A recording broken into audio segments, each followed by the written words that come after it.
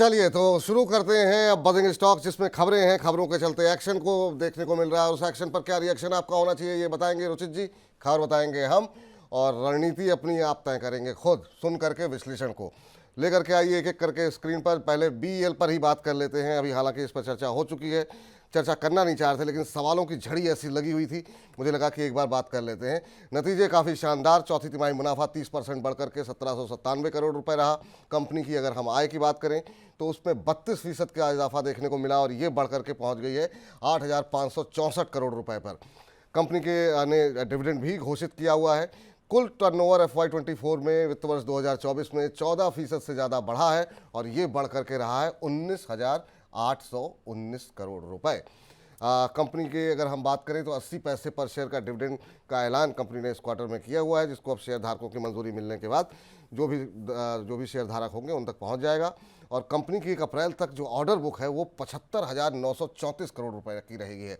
तो शानदार नतीजे के चलते ही शेयर के अंदर हम देख रहे हैं कि करीब 6-7%, 8% की मजबूती सुबह से ही बनी हुई है। और अभी अगर हम देखें तो जो भाव देखने को मिल रहा है 6.5% ऊपर बीएल का शेयर। सर आपकी टिप्पणी, जो लोग फ्रेश एंट्री करना चाह रहे हैं जिनके पास है, और अभी शानदार नतीजों के बाद आपकी टिप्पणी क्या होगी सर?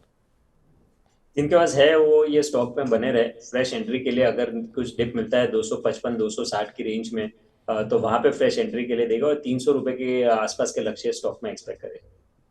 चलिए, तो ये था रक्षा क्षेत्र से जुड़ी हुई कंपनी। और अब जरा रुक कर लेते हैं रेलवे का। रेलवे पे जो है क्या कुछ खबरें निकल करके आई हैं, नतीजे आए हैं 2-3, उनको जरा डिस्कस कर लेते हैं। आईआरएफसी में हमने देखा कंपनी का चौथी तिमाही मुनाफा 33.6% बढ़ करके 1717 करोड़ रुपए रहा है। चौथी तिमाही में कंपनी की आय 4.5% बढ़ी है और ये बढ़ करके 6,473 करोड़ रुपए रही है। FY24 की अगर पूरी साल की बात करें तो ये 6,167 करोड़ रुपए से बढ़ करके मुनाफा पहुंच गया है 6412 करोड़ रुपए। तो शानदार नतीजे यहाँ पर रहे हैं। 70 पैसे पर शेयर का कंपनी ने डिविडेंड भी दिया है और इन्हीं तमाम बातों के चलते आज आईआरएफसी के नतीजे जो है काफ़ी शानदार रहे, उसके चलते तेज़ी देखने को मिल रही है। और टेक्निकल चार्ट्स पर भी शेयर के अंदर ब्रेकआउट की स्थिति देखने को मिल रही है। आज जो है 180 के लेवल पे ट्रेड करता हुआ और 5 कारोबारी सत्र में इस शेयर ने 20% से ज़्यादा की तेज़ी दिखाई है। और आज जब हमने खबर बनाई थी तो 3% से ज़्यादा की बढ़त थी और अब जो है करीब करीब 4% ऊपर। सर आईआरएफसी कैसा लग रहा है आपको, और आपका पसंदीदा रेलवे शेयर कौन सा है?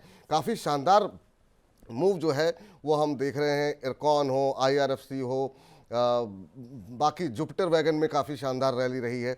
तो रेलवे में काफ़ी शानदार मूव रहा है। आपका पसंदीदा शेयर कौन सा है और आईआरएफसी में क्या करना चाहिए? थीम तो काफी स्ट्रांग है। अगर आप रेलवेज देखेंगे तो जनवरी तक हमने काफी बड़ी तेजी देखी, फिर सब कंसोलिडेशन हुए 4-5 महीने के, और ये कंसोलिडेशन के बाद अब फिर से ये थीम मोमेंटम पकड़ रही है। तो यहाँ पे आई थिंक आगे आने वाले समय में ये पूरे सेक्टर एक अच्छे रिटर्न्स कंटिन्यू वापस कर सकता है। इरकॉन और आईआरएफसी ये दोनों ही स्टॉक्स टेक्निकली काफी स्ट्रांग है। इरकॉन इंटरनेशनल नो एक हमने ऑलरेडी उसमें चर्चा की। आईआरएफसी में भी मुझे लग रहा है कि करंट लेवल से भी एक अच्छी तेजी बन सकती है। अगर आप शॉर्ट टर्म ट्रेडिंग के लिए देख रहे हैं तो करंट लेवल्स पे भी 175 के स्टॉप लॉस से आईआरएफसी में खरीदारी कर सकते हैं 188 के अराउंड के टारगेट्स के लिए। और थोड़ा मिड टर्म पर्सपेक्टिव देख रहे हैं तो 200 के लक्ष्य भी ये स्टॉक में आ सकते हैं। तो ये पार्थ परमार जी जो आप कह रहे हैं आईआरएफसी में बाई करें क्या, तो आपको उम्मीद करते हैं उत्तर मिल गया होगा। चलिए अगली कंपनी लेकर के आइए, आरवीएनएल। यहाँ पर भी नतीजे आ गए हैं और नतीजों के बाद तो गोली हो गया है शेयर। चौथी तिमाही मुनाफा 33% से ज़्यादा बढ़ा है और ये 478.6 करोड़ रुपए रहा है। कंपनी की आय में 17.5% के आसपास की तेज़ी रही है और ये 6,714 करोड़ रुपए जो है रही है कंपनी की आय। कंपनी का एबिटा में हमने देखा है करीब 16% का इजाफा रहा है और ये 734.36 करोड़ रुपए रहा है। दक्षिण पूर्व रेलवे से कंपनी को जो है आज ही जो है एक बड़ा ऑर्डर भी मिला है। तो ये तमाम वो खबरें हैं जो इसमें ऊर्जा भर रही हैं, इसकी रफ्तार को बढ़ा रही हैं। एक साल में 177% का रिटर्न इस शेयर ने यहाँ पर दिया हुआ है। काफ़ी शानदार रैली के बाद अभी क्या करना चाहिए ये रुचि जी से जानने की कोशिश करते हैं। और आज अगर हम देखें तो अब 13%, जब खबर बनाई थी हमने तब ये 7% ऊपर था और अब करीब करीब 14% ऊपर है। तो इंट्राडे में ही हम देख रहे हैं काफ़ी अच्छा मूव यहाँ पर आता हुआ दिखाई दिया है। आरवीएनएल एक और सर शेयर पे आपकी राय जानना चाहेंगे, काफ़ी तेज है आज, क्या करना चाहिए सर? जिनके पास पोजीशन है उन्हें बने रहने की सलाह रहेगी। स्टॉक में काफी स्ट्रॉन्ग मोमेंटम है और आज वॉल्यूम्स भी देखेंगे तो पूरे दिन के 13% के अपमूव में जो रिसेंटली डेली वॉल्यूम होते थे उसके कंपेरेटिव में काफी अच्छे वॉल्यूम्स हुए। सो आई थिंक ये मूव और कंटिन्यू होकर 380 390 तक के लक्ष्य शॉर्ट टर्म में स्टॉक में एक्सपेक्ट कर सकता है। जी, चलिए इस बीच अगली कंपनी लेकर के आते हैं और ये भी है रक्षा क्षेत्र से जुड़ी हुई, और इस पर सवाल सबिहा सैयद जी ने भी किया था। तो मैंने कहा था कि जब हम बजिंग स्टॉक्स डिस्कस करेंगे तो फिर हम इस पे बातचीत कर लेंगे। आपको बता दें कंपनी जो है अब वो स्प्लिट होने जा रहा है 24 मई को, 1:2 का रेशियो रहेगा, ये 24 मई को होना है। माफ़ कीजिएगा। कंपनी के नतीजे 29 मई को आने हैं, लेकिन चाल जो है वो अभी से आती हुई दिखाई दे गई है। शेयर में काफ़ी अच्छे जो है अपमूव जो है बनते हुए दिखाई दे रहे हैं भारत डायनेमिक्स के अंदर, और उम्मीद ये की जा रही है कि कंपनी के नतीजे काफ़ी बेहतर रहेंगे। तो हो सकता है 29 मई को थोड़ी प्रॉफिट बुकिंग देखने को मिले, जिस तरीके से पोजीशन बन रही है। शेयर में पिछले 6 महीने में ही शेयर ने करीब 129% का और एक साल में 140% का रिटर्न ऑलरेडी ये कंपनी जो है वो दे चुकी है। और मंगलवार यानी आज जो है जब हमने खबर बनाई थी तो करीब 5% के आसपास की तेज़ी बीडीएल में देखने को मिल रही थी, और अब करीब 5.25% ऊपर बीडीएल का शेयर।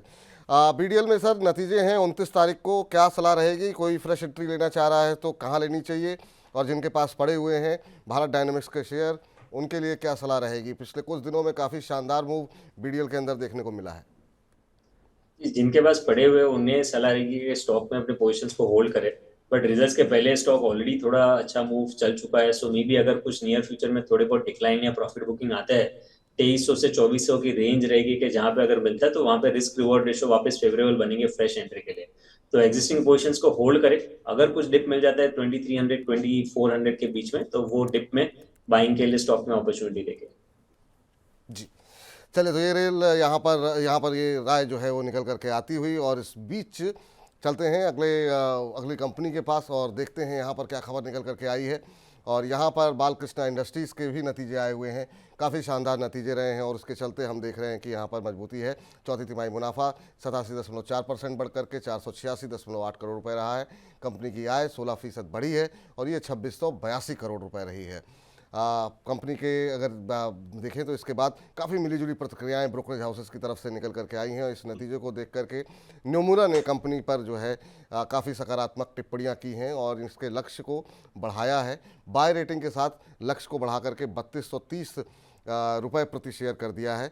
और हालांकि कुछ एक ब्रोकरेज हाउस ऐसे भी थे जहां पर जिन्होंने सेल रेटिंग दी हुई है, लेकिन आपकी क्या सलाह रहेगी सर? बालकृष्णा इंडस्ट्रीज नतीजे तो अच्छे दिखाई दे रहे हैं, आपका व्यू क्या होगा? अभी करीब 9.5% की से ज़्यादा की तेज़ी, 3073 का लेवल देखने को मिल रहा है। एक लंबे समय की कंसोलिडेशन के बाद में ये स्टॉक में तेजी आई है। सो आई थिंक वॉल्यूम भी काफी स्ट्रांग है ये स्टॉक में। तो अगर किन के पास एग्जिस्टिंग पोजीशंस है तो उन्हें होल्ड करने की सलाह रहेगी, लेकिन फ्रेश एंट्री के लिए यहाँ पे नो बाइंग की सलाह नहीं है, क्योंकि पिछले कुछ दिनों में स्टॉक ऑलरेडी 2400 से लेकर 3200 तक की एक तरफा मूव आ चुके हैं, जिसके कारण मोमेंटम रीडिंग्स थोड़े ओवरबॉट है। तो अगर आप मुनाफे में है तो may be partial profit booking करके बाकी पार्शियल पोजीशंस को होल्ड करे, ये एक अच्छी रणनीति रह सकती है। जी, चलिए तो ये राय यहाँ पर निकल करके आ रही है, और अब इसी के साथ बजिंग स्टॉक्स को समाप्त करते हैं।